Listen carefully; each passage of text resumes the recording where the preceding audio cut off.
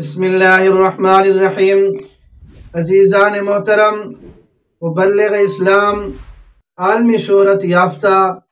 قابل قدر قابل احترام شخصیت حضرت مولانا طارق جمیل صاحب مدظل العالی کے فرزند عاصم جمیل کی وفات حضرت مولانا طارق جمیل صاحب کے لیے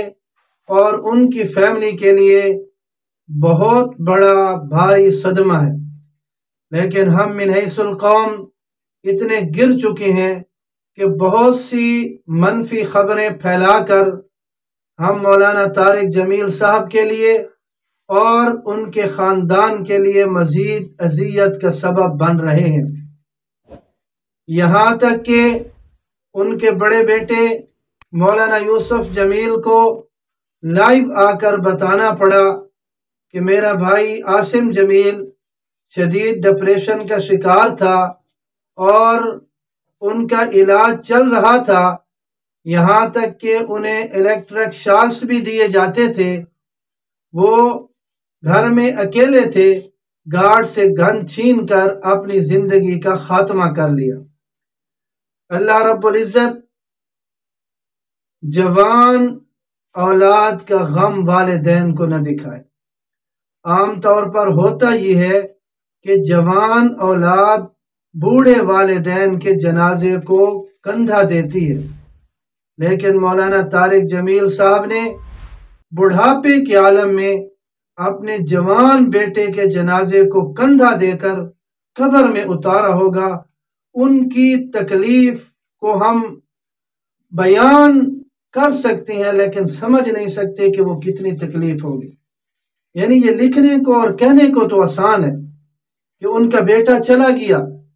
اور آج اس بوڑھے باپ نے اپنے جوان بیٹے کی میت کو کندھا دیا ہے، یہ کہنا آسان ہے، یہ لکھنا آسان ہے،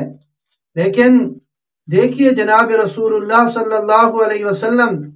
انبیاء کرام علیہ السلام تو پہاڑوں سے بھی زیادہ مضبوط ہوتے ہیں، لیکن جب ننھے بیٹے ابراہیم نے آپ صلی اللہ علیہ وسلم کے مبارک ہاتھوں میں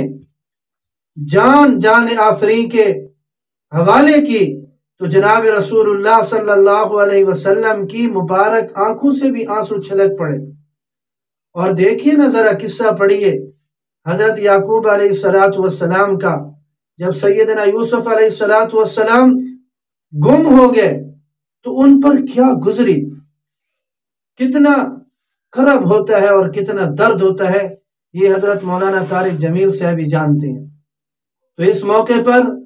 ہم مولانا طارق جمیل صاحب کے غم میں برابر کے شریک ہیں اور دعا کرتی ہیں کہ اللہ رب العزت ان کے بیٹے کی مغفرت فرمائے اور مولانا طارق جمیل صاحب کو جو اتنا بڑا صدمہ آیا ہے یہ صدمہ جھیلنے کی اور صبر جمیل کی توفیق عطا فرمائے۔